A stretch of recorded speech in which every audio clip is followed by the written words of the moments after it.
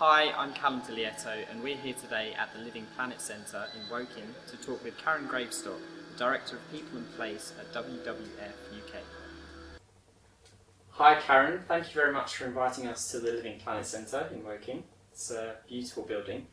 Obviously, the story of this building began a long time ago when you started a new role. Tell us a little bit more about that.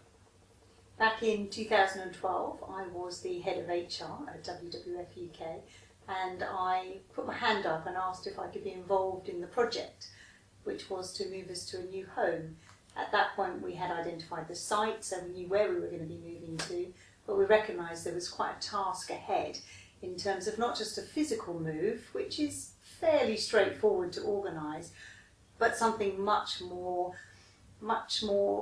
life-changing in terms of the way that we operated as an organisation. So this was about getting people to change the way they work, some of whom had worked for WWF UK for a very long time, and many of them had worked in our old HQ for many, many years. So it was quite a challenge. And walking through, and you've shown us around today, it seems like there's been a lot of pre-planning. When you were building it, you thought of almost, it seems like you thought of everything. So just go through some of the things that you thought about when designing this building to help your employees and the way they work. We certainly tried to think of everything. I think it would be unfair to say that we managed that in its entirety, but we did spend a huge amount of time planning. We also engaged with people as well, so we talked to them very early on. Back in 2011 almost, we started the process of thinking about this. So we asked people, how would you like to work? What's the best thing about the building we currently work in, which was our old HQ? What's the worst thing? What don't you like? What have you seen that works elsewhere? So really trying to get them to think about what would be the best kind of environment for them. There were lots of issues in our old HQ about the lighting and the temperature of the building, the layout. People used to work, or teams used to work very much in silos. So there's a great deal of thought went into how can we do things differently. We also engaged through the Hopkins were the architects, and through them we engaged a firm called Alexi Marmot Associates, and they're actually experts in sort of occupancy design and planning. So they came in and did a huge amount of analysis about how were we using our previous building, and from that we were able to understand really, in terms of the number of desks that we had, how many desks were really being used and to what degree, how many of the meeting rooms were being booked and then not used, how many meeting rooms were used at full capacity, or perhaps there was a 6-person meeting room that was typically only used by a couple of people at each time. So it's really trying to understand how we use that building, but not losing sight of the future as well, thinking about how would we want to use the space differently in the future. Because I think there's a tendency to think about let's just do something like for like, but not think about how we could benefit from changing. So taking all of that into account, we helped to inform the client brief, as it's known. So all of that information was put forward to the architects and said, this is how we want to work. So including all of our senior team coming out of offices, so none of the directors, not even the chief executive has an office here. Everybody works in the open plan. We wanted more meeting rooms, but more of them for smaller meetings, not just big meetings. We wanted flexibility of space, so a different variety of breakout areas. So we really wanted to introduce a very different way of working, but we had to get the engagement from the people right at the outset to help inform our thinking on that. And since the CEO and the rest of the directors have moved out into the open plan office, how has that shifted the culture, or if anything, or made any changes? Well, one of the things that we did before we moved was introduced what we called our mock-up space in our old building. So we approached the 4 furniture manufacturers that we'd been talking to and had shortlisted as part of the tender process. And we asked them if they would supply us with some furniture we could use in the mock-up space. And by doing that, we got a number of teams, including the chief exec's team, to work in new ways when we were still in the old building. It was a little bit limiting because obviously we didn't have the space that we have here, but we made it work, and it meant that those teams not only were demonstrating how we'd be working when we moved, but they could also give us feedback. So we worked out very quickly, for example, that we had to put monitors on all the desks, because it really, literally after a couple of days, became apparent to me that it wasn't going to work putting monitors on just a few desks. So that was incredibly helpful, and again a great way of engaging teams early on, including the chief exec, who could say, look, this is difficult for me too, but we need to make this work because we need to work in different ways that are much more going to become much more common as we move into the future, and future ways of working with mobile devices and much more flexible technology as well. Well, talking of technology, you've introduced a lot of video conferencing, and I guess it's a way to reduce carbon emissions and things like that. But how have you helped your employees to adapt to that kind of new way of working and all these other environmentally friendly ways of working? So some of the technology we introduced in our previous headquarters building, because we recognised that to do all of these changes at once would be a huge challenge for everybody. So the video conferencing, we had some video conferencing facilities back in Panda House, our old HQ, but we have much more facility here in terms of the number of meeting rooms that have video conference technology in them. So we did some training both before we moved, but most of it's been done since the move here to the Living Planet Centre. So really helping people to understand how to get the best out of the technology that we have. And also since moving here, we've actually recruited an AV VC specialist, so someone working with the audio-visual equipment, with the video conferencing equipment, somebody who can be there to make sure everything's working, but also to help train people, so developing guides that go on the intranet, running workshops, drop-ins, so people feel very comfortable using the technology. Because often the technology is not necessarily difficult to use, but it is very different, and people can be a bit resistant to change in terms of picking up something that's different. So this is about breaking down those barriers and helping them see that it really can enable more effective working. And as you said, for us it's very important. We monitor our carbon budgets, so all of our travel we have carbon budgets that we have to adhere to, and obviously having video conference reduces our need to travel quite considerably. With the carbon you also encourage people to cycle to work and not use cars and things like that. Was that a difficult transition for people? That was quite interesting because, again, going back to the beginning of my story and my involvement in this project, I remember somebody saying to me that no one was going to move to the new building, no one was going to relocate. Now, we're only 11 miles from where we were. So from that perspective, I thought, interesting comment, and I wanted to really understand what those numbers looked like. So I ran a short poll using it was a Survey Monkey.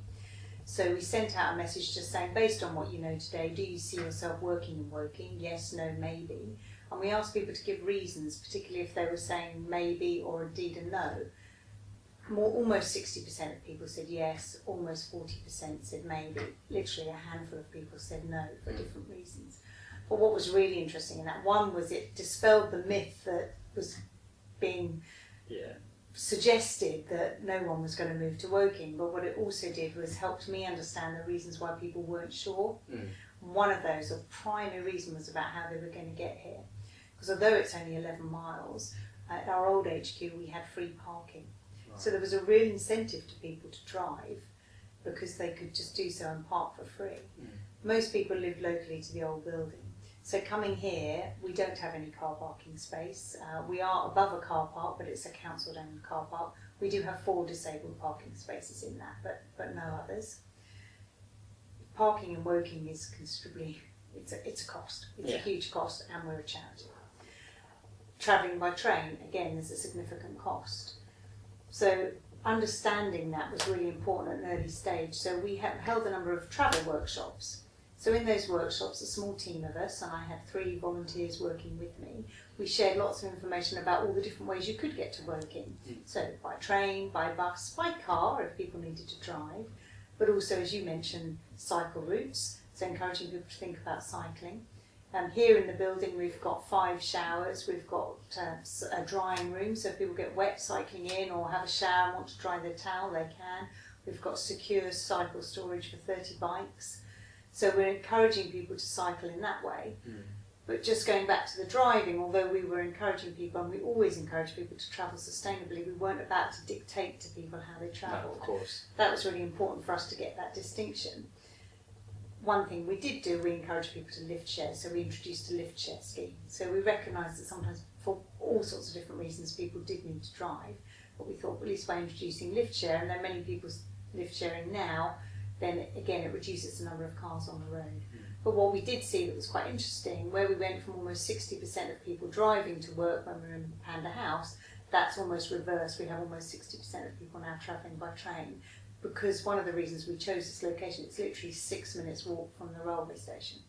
Great travel links into London and elsewhere, and it does make it so much easier. We also introduced travel support. So again, recognising there was a significant increase in cost to people to get to this building, I wanted people to experience working in the Living Planet Centre. I didn't want people to immediately think, I can't do that, I need to find another job. I wanted them to come here, experience it, and then make that decision. Yeah. Recognising some people might not like the journey, they might not like the building, the ways of working, but giving them that choice. So by having travel support in place for 6 months, it meant that I had that financial cushion. And we basically said for people who were adversely affected, who'd been employed up to a certain point beforehand, before the move, they could get the difference in cost of their journeys reimbursed. Okay. And that meant we lost a handful of people. Less than 1% of people gave their reason for leaving as they moved to the Living Planet Centre at that time. Well, as you could say, I can imagine that when someone comes here and actually sees the building and experiences the ways of working, then it suddenly is actually, it's worth the train journey and things. But obviously, corporate social responsibility and the environment is a massive thing for your charity, but also for a lot of organisations anyway. I imagine that probably helped with the situation, because obviously you're saying that we're doing this to be environmentally friendly, but in terms of your culture and obviously this building, how has the CSR tied in with that? Yes, well, certainly one of the things we do is we go out and encourage others to change the way that they work or the way that they live their lives to help reduce their impact on the environment. One of the great things about this building is it does serve as a great example of how we've done that. So the way that this building has all the different sustainability features, so we've got photovoltaic panels on the roof which are generating up to 20% of our electricity. The building is passively heated and cooled, so we have only a short period in the sort of peak of winter and summer that we need to use the ground source heat pumps to warm or cool the building. We don't have any boiler, we don't have a gas boiler in this building, we don't have any air conditioning. We recycle the rainwater and the grey water to flush the toilets, and we use it for irrigation. So we have a lot of ways that we're reducing our own impact on the environment, as well as encouraging our people to travel more sustainably. So that in itself helps to echo what we're about as an organisation. But it's also a great space, so we can have a cake sale to raise money for a particular campaign, or perhaps one of our colleagues is running the marathon for Team Panda, so we can have a cake sale in the building because we've got the space to do it. Yeah. We've had an event here for Earth Hour earlier in the year, so that's one of our major campaigns that runs, and we had the local radio stations supported a gig here that evening. So that was a great way of our people getting involved and giving some of their own time back to the charity. But it's a great way for other organisations to get involved as well. I imagine all of the things that you said make this place a very attractive place to work, and so when recruiting, particularly the right kind of individuals, those that can sync with the culture that you have here, it must be reasonably easy. Or I mean, do you have any challenges, or how does the recruitment process work for you, given that you have this new building, you have this ethos, and you have, well, because you're a charity, you have a clear mission statement in a sense? It's easy to attract people because of our brand. Many people know who WWF UK is. We always encourage people to come to the building for at least part of their interview process so they can get a feel for the space, and we encourage hiring managers to give people tours of the building so they can see where they would be working. It's important that people understand we do work quite differently here, so there are no dedicated desks. Everybody's given a locker, they're given a smart box which is like their in-tray, they're given a laptop, they're given a soft phone, so a headset in lieu of a phone. So people need to understand that we will work differently, that we'll have the hot desking, so there's no bookable desks. You won't have you won't have a dedicated desk. There are team zones, so people will know where their team is based and where their team storage is, but they can work anywhere in the building. most people really like that. Some people, it's something that they have to get used to, and some people don't like it, and that's just the nature of people. And you're not going to get something that suits everybody. But the majority of people that come here love the light, they love the space, they love the fact that they can sit wherever. So with their teammates on one day, but perhaps with colleagues in another part of the organisation on a different day when they're working with them. Or perhaps just because they want to meet some new people. We've got a breakout area in our eat and meet space so people can have lunches together, or they can go off and sit for an afternoon in one of our quiet booths and work on something in an undisturbed way. So I think it's always really important to show people how we work differently here so they really understand it. But most people come in and they speak very highly of the building and they're very proud to work here and enjoy being in this space. It's a great space to work together, to collaborate and to really be creative in the space and to communicate. And ultimately that's what it's all about. It's being able to interact and communicate with one another to really achieve what we have to do. But it's not just people that you attract. I've heard birds and bats are also attracted to this building. Tell us a little bit more about that. One of the things that we did when we moved here was we wanted to make sure that we, again, had a minimal impact on the environment, which included when we were going through the construction process, limiting the number of trees that had to be removed from the site. I think only 6 trees were felled in the construction process. But we also wanted to try and attract more biodiversity to the site. So we've got a number of different bird boxes that we've set up around the site, around the building, and also some bat boxes. We've been really successful on the bird front. Almost 50 different species of birds have been sighted around the building. There's even some peregrines that have been sighted over on the top of the shopping centre just across the canal. We haven't been so successful with the bats, so when we had a specialist out fairly recently, there wasn't any evidence that the bat boxes were being used, but we do understand it can take some time for the bats to really become sure of a space and to settle. But we haven't given up, and we're actually also working at the moment to enhance the outside space that we have, so working on the area that we sort of leased from the council to develop where we've got what we call our sustainable urban drainage system. So it's a pond, but it's part of the drainage system where the water flows through the rainwater being harvested. Some of it will overflow into the pond and then the canal to avoid flooding. We're actually enhancing that space so it becomes more of a pond. We're going to have a woodland area, we're going to have an apothecary garden. So these will be areas that the community can enjoy, but also when we have school groups and families come in, they can go out and use outside space as well as our inside learning zone, so that the children are learning and finding out about the natural environment, and all the time we're also attracting other species to the space as well. Yeah, no, it's fantastic.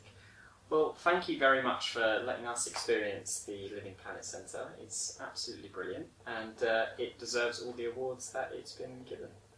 Thank you.